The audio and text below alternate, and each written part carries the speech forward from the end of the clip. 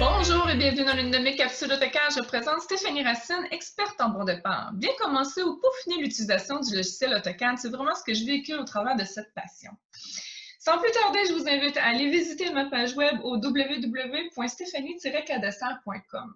Vous y découvrirez des boutons d'action afin d'obtenir entre autres des cadeaux gratuits par le biais de votre boîte de courriel, mais aussi le lien pour accéder directement à mon école en ligne qui, elle, vous offre des formations qui vous permettent d'optimiser votre méthode de travail. Certaines formations sont d'ailleurs gratuites. Je vous dis, allez voir, ça vaut le coup d'œil.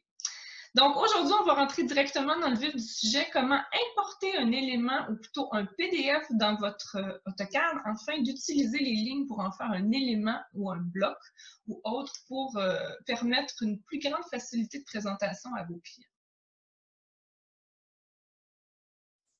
Alors voilà, quand je vous parle de PDF, que l'on peut en faire un élément. Ici, c'est l'insertion du PDF dans AutoCAD et non pas son importation.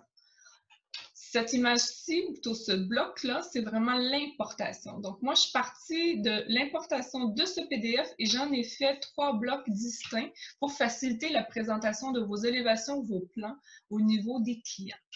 Comment on fait ça? C'est bien simple. On vient ici dans le ruban, on va dans l'onglet Insert, l'importation du PDF. On sélectionne le PDF, on fait Open. Ici, il nous demande d'emblée, parce que le PDF possède 2 pages, laquelle des 2 pages on souhaite importer dans AutoCAD. Moi, je sélectionne évidemment la deuxième. Ici, dans les options, on peut y aller. Si on connaît le scale de l'image, on peut changer le scale, on peut changer sa rotation. Moi, je vous dis d'apporter au niveau vectorisation et non pas en image, parce qu'en image, vous allez être obligé de retracer, tandis que quand on importe en vectorisation, ça change vraiment la ligne en élément. Ensuite, ici, pour les options, je vous dis d'importer en bloc. Je vous dis de joindre les lignes et les arcs de segments. Ensuite, d'appliquer l'épaisseur, la propriété d'épaisseur des lignes. Ce n'est pas obligatoire, donc ça, c'est à votre discrétion. Et aussi, de faire une référence pour les collinéaires, donc tout ce qui est de rejoindre toutes les lignes collinéaires et d'essayer d'en faire une seule polyligne.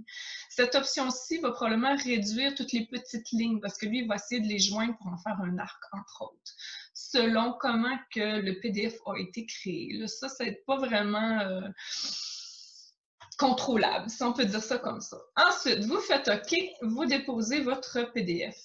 En le sélectionnant, vous voyez tout de suite que c'est un bloc référence. À partir d'ici, c'est à vous de choisir comment vous voulez utiliser le bloc. Est-ce que vous voulez l'exploser pour en faire 3 blocs distincts?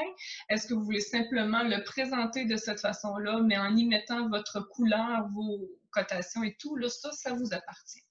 Si je rouvre le bloc éditeur, vous allez pouvoir découvrir que quand on sélectionne une ligne, vous voyez, lui, il l'a rejoint. Par contre, il le rejoint selon les segments qu'il a évalués. Donc, si vous ne sélectionnez pas la petite dernière option, ça va tout être des segments séparés, donc des lignes séparées. Moi, je vous dirais, touchez pas à ça, puis gérez-le en tant que bloc. Ça ne leur dira pas forcément, par contre, ça va être beaucoup plus facile que d'aller leur créer ou leur tracer. De ça, rendu là, faites ce que vous voulez, mais à partir d'ici, vous pouvez séparer les éléments. Ça devient un texte, par contre, chaque ligne est séparée, donc ce n'est plus une cotation. Donc, il vous reste simplement à tout effacer ce dont vous avez besoin. Et ensuite, vous faites un beau save et vous pouvez aller utiliser. Ensuite, l'idée est également d'aller mettre les bonnes échelles. Attention, même si vous mettez l'échelle d'un élément pour tout le bloc, ça ne veut pas forcément dire que tous les éléments dans le PDF sont à l'échelle. Donc, moi, je vous suggère vraiment de mettre à l'échelle les éléments séparément, comme ce qui en était le cas ici. On peut également insérer des profilés, entre autres, pour mes becs. Donc, si je refais l'importation, vous allez voir la différence entre certains PDF. Donc, si je fais Open, comme vous pouvez voir, il y a juste une page. On fait OK et on l'intègre. Comme vous pouvez voir, les lignes ne sont pas forcément dans la couleur que l'on souhaite utiliser. Donc, c'est à vous, encore une fois, d'aller modifier tout ça pour que l'apparence soit au goût de votre compagnie, au look de votre compagnie et tout. Alors voilà, c'est ce qui met fin à ma petite capsule qui, j'espère, vous fera sauver du temps plutôt que de retracer par-dessus des images certaines informations que l'on trouve par le biais de PDF.